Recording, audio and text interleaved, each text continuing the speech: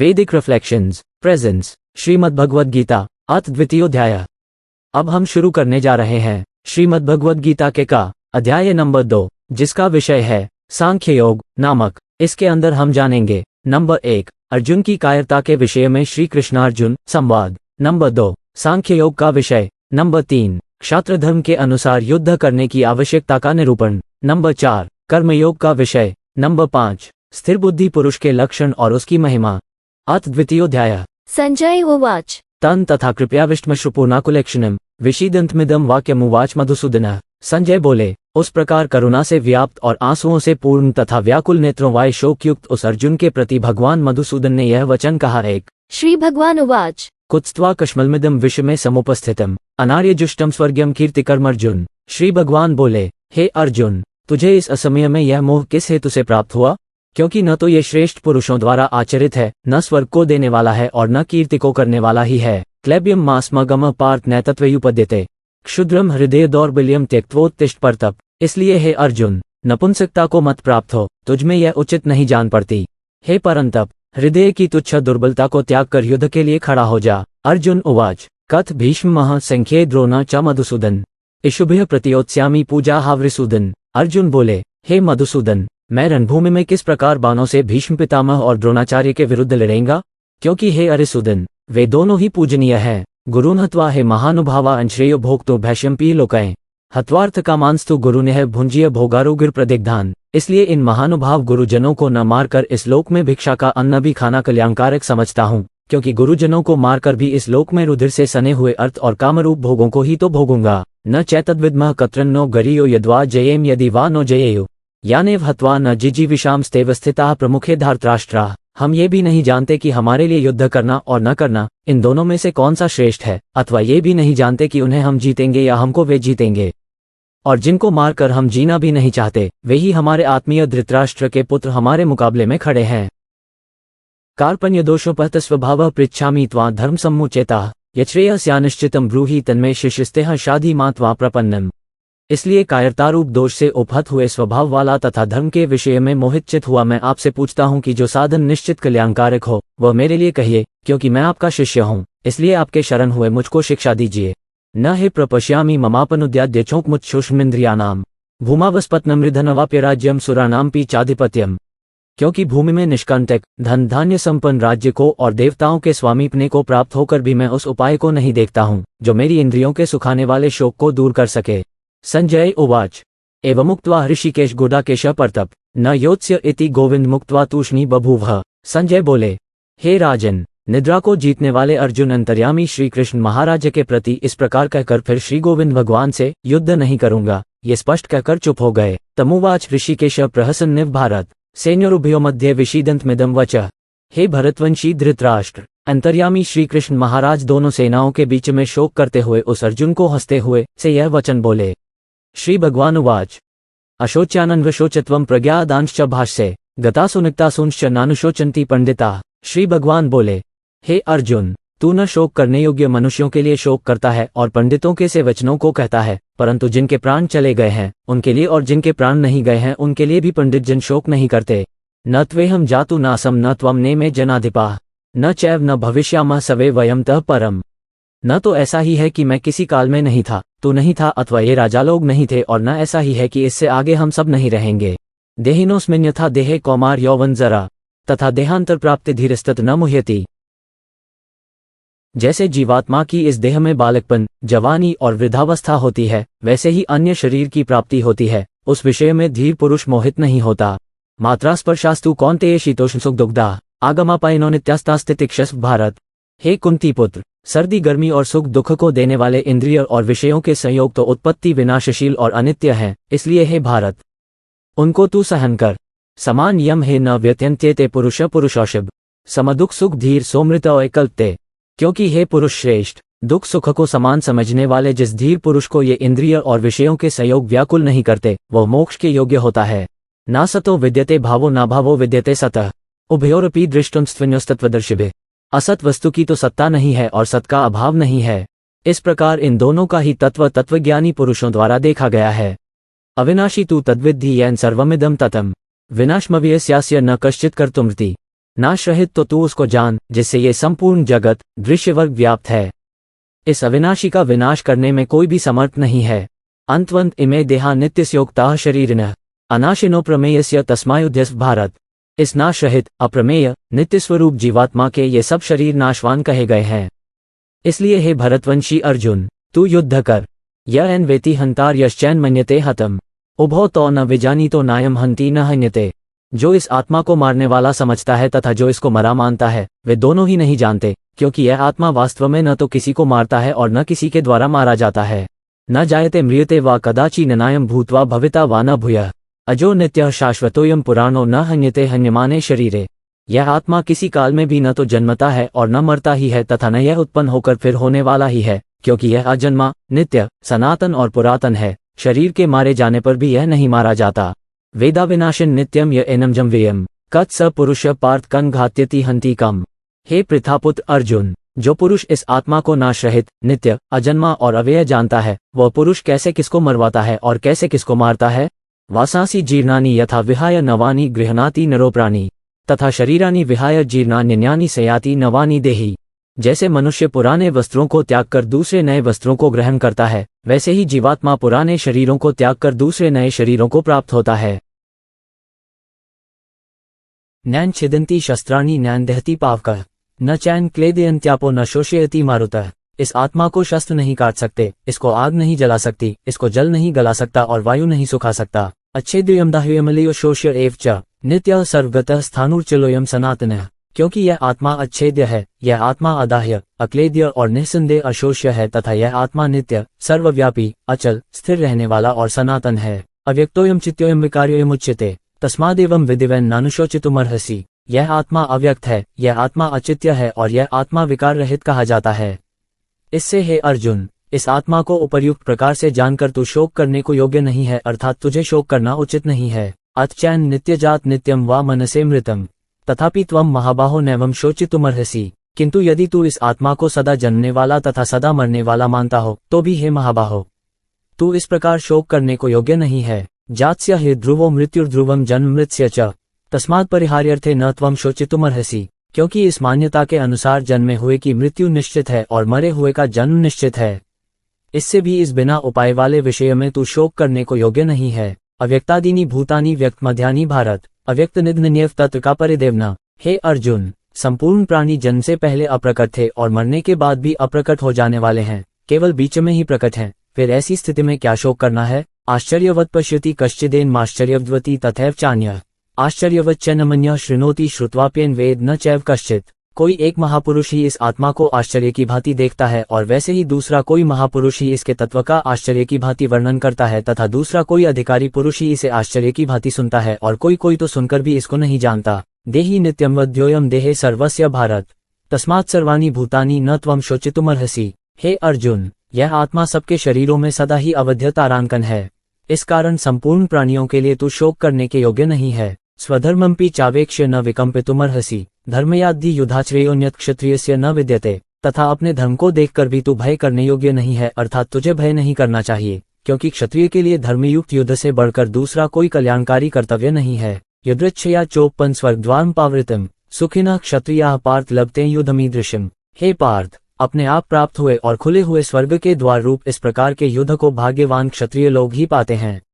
अच्चैत्वमे धर्मयम संग्राम न करिष्यसि ततः स्वधर्मम कीर्तिं च हित्वा पापमवाप्स्यसि। किंतु यदि तू इस धर्मयुक्त युद्ध को नहीं करेगा तो स्वधर्म और कीर्ति को खोकर पाप को प्राप्त होगा। 33 अकीर्तिं चापि भूतानि कथिष्यन्ति ते व्ययम् संभावितस्य चाकीर्तिमरणात्तिरिच्यते। तथा सब लोग तेरी बहुत काल तक रहने वाली अपकीर्ति का भी कथन करेंगे और माननीय पुरुष के लिए अपकीर्ति मरण से भी बढ़कर है। 34 भयाद्रनादुपर्ता मनसीयन्ते त्वामहार्थाः येषां च त्वं बहुमतो भूत्वा याससि लाघवम्। और जिनकी दृष्टि में तू पहले बहुत सम्मानित होकर अब लघुता को प्राप्त होगा, वे महारथी लोग तुझे भय के कारण युद्ध से हटा हुआ मानेंगे।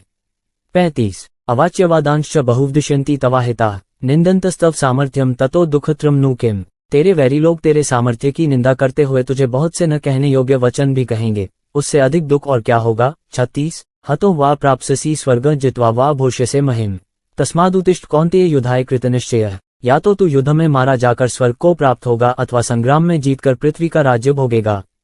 इस कारण हे अर्जुन, तू युद्ध के लिए निश्चय करके खड़ा हो जा।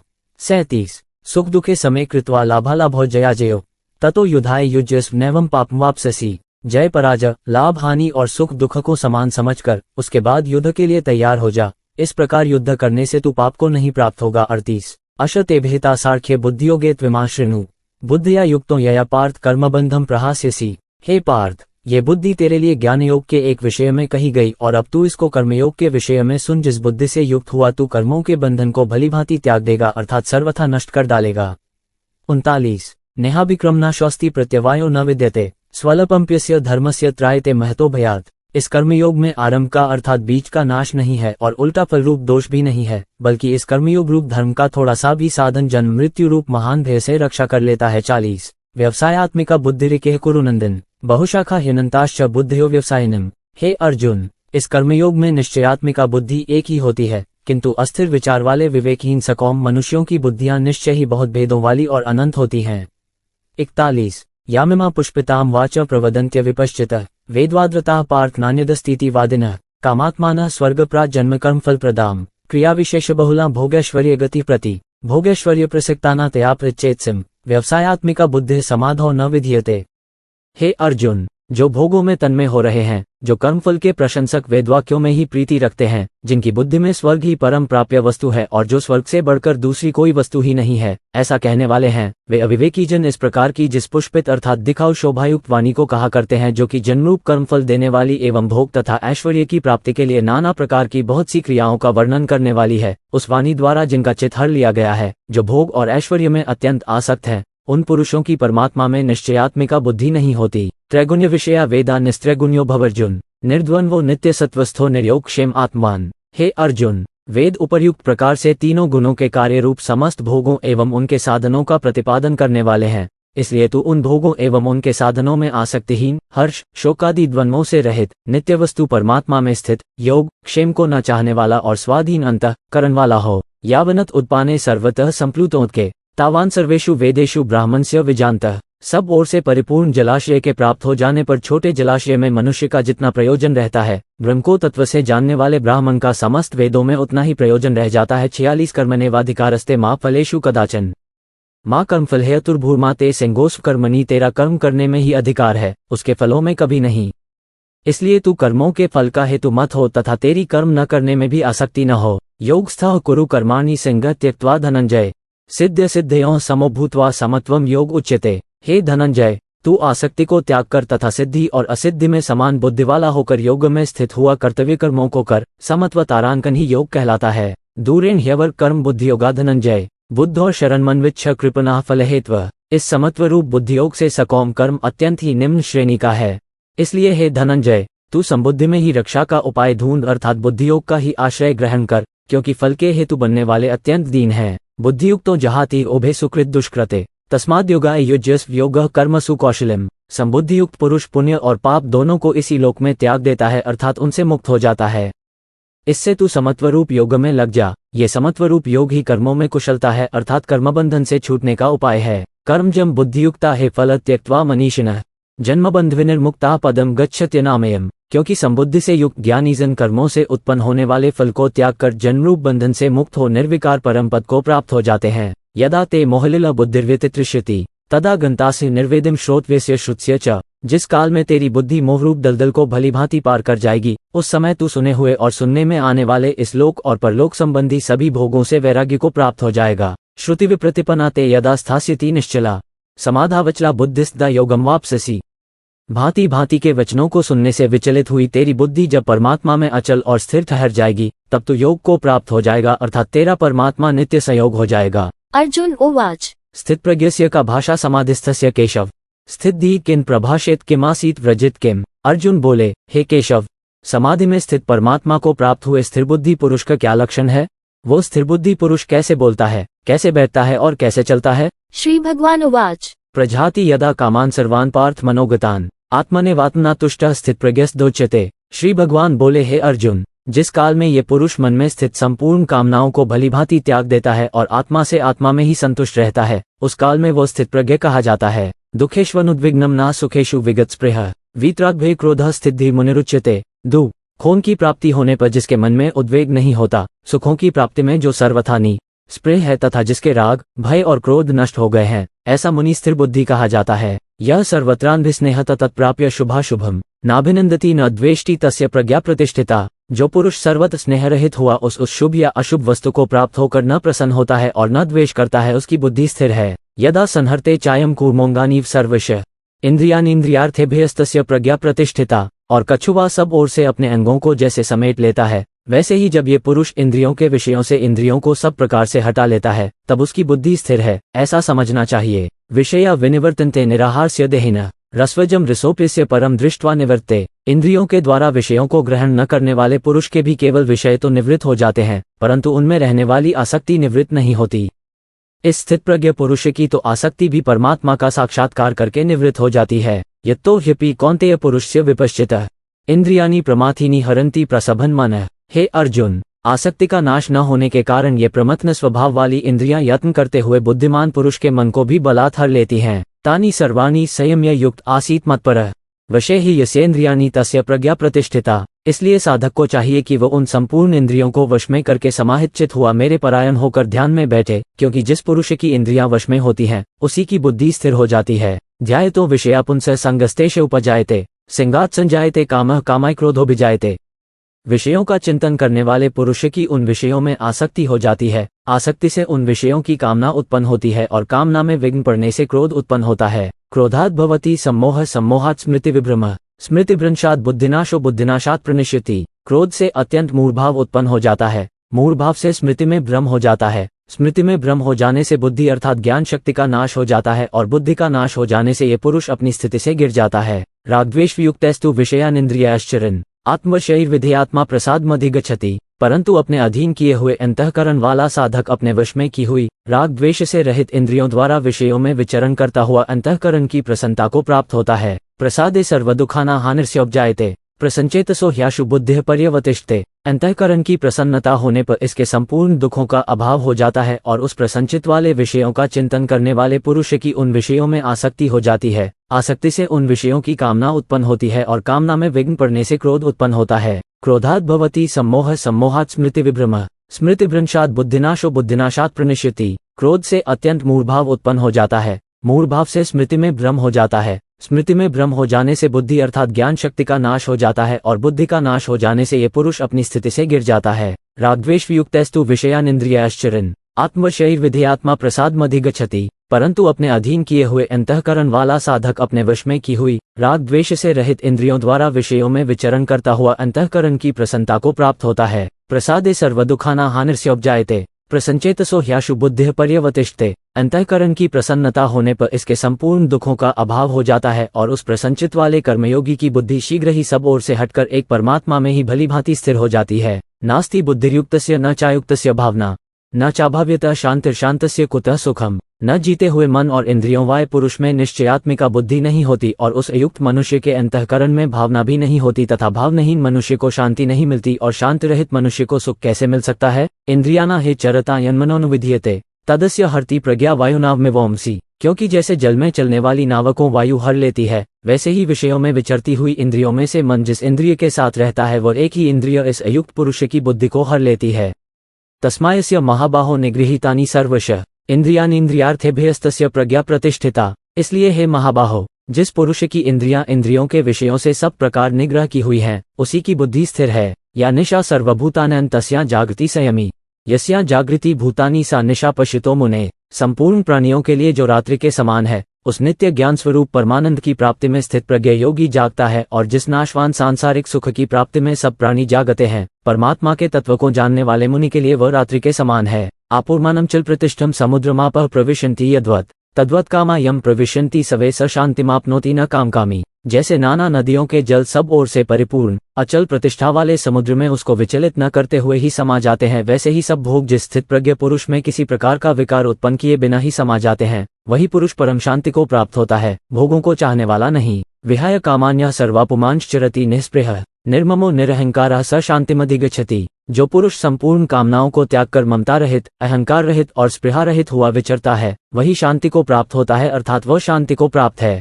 अश ब्राह्मी स्थिते पार्थ नैना प्राप्य विमुह्यति स्थित्वा स्याम्कालेपि ब्रह्म निर्वाणम रक्षति। हे अर्जुन, ये ब्रह्म को प्राप्त हुए पुरुष की स्थिति है। इसको प्राप्त होकर योगी कभी मोहित नहीं होता और अंतकाल में भी इस ब्राह्मी स्थिति में स्थित होकर ब्रह्मानंद को प्राप्त हो जाता है। ओम तत्सदिति श्रीमद्भगवद्गीतासु उपनिषत्सु ब्रह्म विद्यायां योगशास्त्रे श्री कृष्णार्जुन संवादे सार्कयुगो नाम द्वितीयोध्याय। इसी के साथ हमारा अथ द्वितीयोध्याय समाप्त हुआ। अध्याय नंबर 3 अगली वीडियो में। अगर आपको हमारा वीडियो पसंद आया तो कृपया अधिक वीडियोस के लिए हमारे चैनल को लाइक और सब्सक्राइब करना न भूलें। धन्यवाद।